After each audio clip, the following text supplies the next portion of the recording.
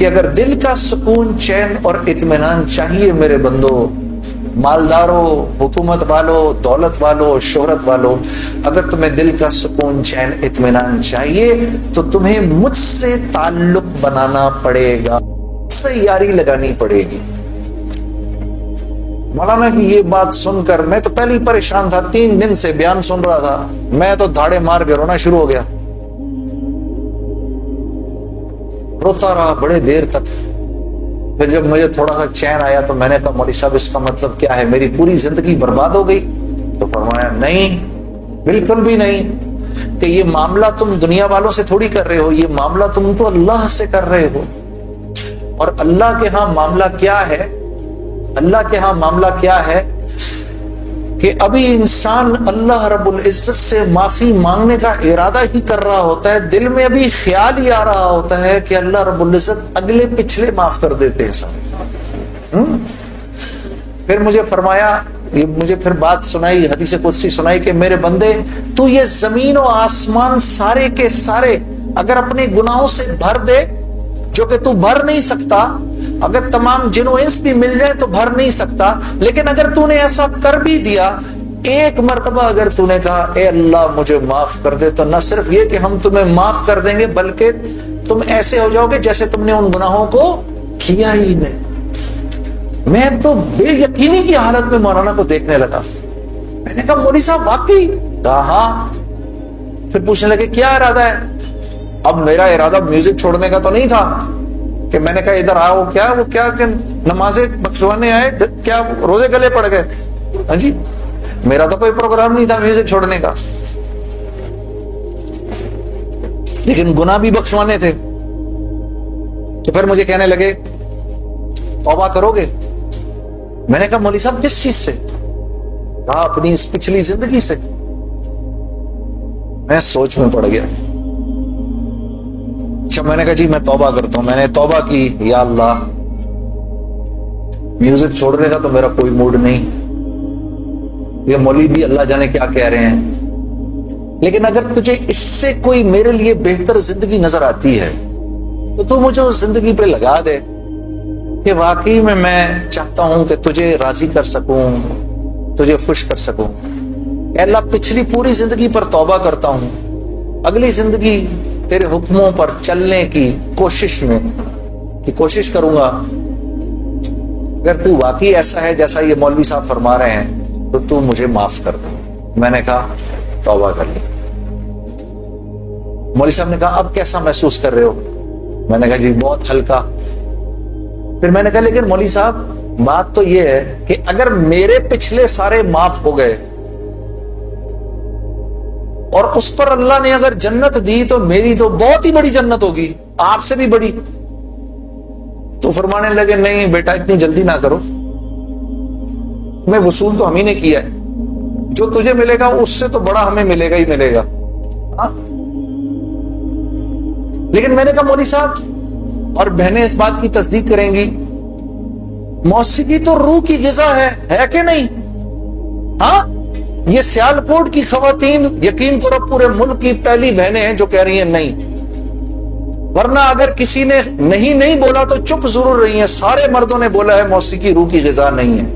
موسیقی روح کی غذا ہے جی، یہ دیکھو اب آواز آئی ہے، اب ایسا لگ رہا ہے کوئی بیٹھ کے سن رہا ہے جی۔ موسیقی روح کی غذا ہے جی، شاباش، اللہ آپ لوگوں کو اس پر چلا دے، اللہ رب العزت آپ کے موبائلوں میں جتنے بھی گانے ہیں سب اڑا دے اسی وقت، گھروں میں جتنی کیسٹیں ہیں سب ٹوٹ جائیں، اللہ کرے ساری سیڈیاں ٹوٹ جائیں، اللہ پاک ایسے کرے گانے کی آواز ہی نہ سننے کو ملے آج کے بعد آپ میں سے کسی کو۔ یہ سوچ لو آمین قبول ہو جائے گا، اب سوچ کے بولنا آمین۔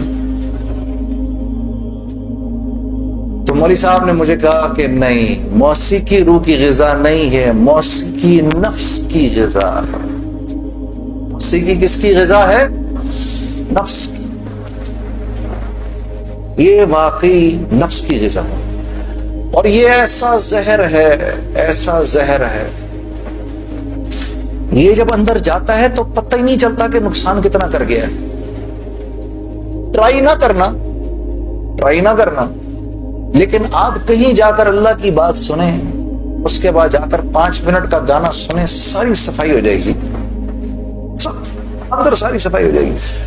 میں یہ نہیں کہ بعد میں مجھ سے لوگ پوچھتے ہیں حلال ہے حرام ہے، اس کے لیے تو یہ مولوی بیٹھے ہوئے ہیں نا، ان سے پوچھو۔ میں آپ کو وہ بتا رہا ہوں جو ہوتا ہے، میں آپ کو وہ بتا رہا ہوں جو ہوتا ہے کہ یہ انسان کو بے باک کر دیتی ہے۔ مجھ سے کسی نے پوچھا بھائی اپنے ملک کے لیے گانا، میں کہ بھائی اپنے ملک کے لیے گانا وہ ایک اور چیز ہے، میں ان گانوں کی بات کر رہا ہوں جن کو عام طور پہ لوگ سن رہے ہوتے ہیں بازاروں میں، پھر کہتے ہیں اس کے سننے میں کیا ہے۔ ارے یار میں کیا بتاؤں آپ کو کیا ہے، خدا کی قسم اگر وہ زندگی اس زندگی سے بہتر ہوتی مجھے کیا تکلیف تھی۔ مجھے ایک ساتھی کہنے لگا اب تو آپ کے لیے اس زندگی کی طرف جانا بڑا مشکل ہے، میں نے کہا کوئی مشکل نہیں، گلا تو وہیں کا وہیں ہے، گا سکتے ہیں، لیکن اب اس زندگی کی طرف جانے سے بہتر لگتا ہے کہ میں آگ میں چھلانگ مار دوں، کہ وہ اس قدر خطرناک زندگی، وہ اتنی ایک، یقین کرو پوری، صرف گانا نہیں ہوتا، وہ ایک پوری زندگی ہے، وہ ایک پوری زندگی کا نام، جیسے یہ ایک پوری زندگی کا نام ہے نا، صرف دعوت کے 2 بول نہیں ہیں۔ ہاں میرے دوست مجھ سے لڑتے تھے، یار تو ادھر گانا گا ادھر جا کے اذان دے دے، ارے میں نے کہا نہیں ہوتا، ایسے نہیں ہوتا بھائی، گانا گانے والے کو تو اذان کی آواز سے نعوذ باللہ نعوذ باللہ نعوذ باللہ کراہیت آتی ہے، کراہیت آتی ہے۔ مجھے یاد ہے ہم کانسرٹ کر رہے ہوتے تھے اور مغرب کی اذان اگر ہوتی تھی، یقین کرو وہ، کیونکہ وہ تو دعوت کے بول ہیں نا، ادھر تو ایک غلط کام ہو رہا ہے نا، وہ تو دعوت کے بول ہیں، وہ دعوت کے بول جب ہمیں سنائی دیتے تھے تو وہ ہمارے سینے کو پھاڑ کے نکل جاتے تھے۔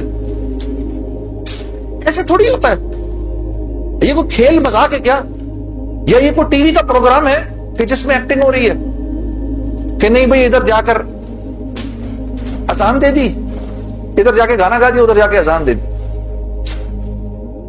اس سے نہیں ہوتا۔ اور پھر اللہ کے نیکی کے کام کرنے کی تو اللہ کی طرف سے توفیق ملتی ہے میرے دوستوں، ہاں عمل صالح کرنے کی تو توفیق ملتی ہے۔ یہ ایسی تھوڑی کو میرا مطلب ہے خالہ جی کا کھیل ہے کہ 95% نماز نہیں پڑھ رہا اور 5% نماز پڑھ رہا ہے، کیوں ہے ایسا، سب کیوں نہیں پڑھ رہے؟ من جانب اللہ توفیق ملتی ہے۔ خیر جی میں کھڑا ہوا، میں نے کہا اچھا مولانا آپ سے وعدہ تو کر لیا۔ میرے دوستو میں باہر نکلا سوچتا ہوا، میرے اندر آپ یقین کرو ایک تلاطم برپا ہو گیا، ہاں ایسی میرے اندر ایک خیر و شر کی نا جنگ شروع ہو گئی، ایسے کر کے ایسی جنگ، راتوں کوٹ جاتا تھا میں، اور پوری رات بیٹھا رہتا تھا، ایسے جانماز کھول کے میں بیٹھ جاتا تھا، سوچتا رہتا تھا میں کیا کرنے لگا ہوں۔ ایک لمحے خیال آتا تھا نہیں بڑی نیکی کا کام کر رہا ہے تو لوگوں میں محبتیں پھیلا رہا ہے، لوگ خوش ہو رہے ہیں۔ دوسری طرف خیال آتا تھا یار کیا یہ اللہ رسول کو یہ بات منظور ہے، ان کو پسند ہے، میں کیا کر رہا ہوں۔ پھر یہ خیال آئے ارے نہیں ان مولویوں کی نہ سننا،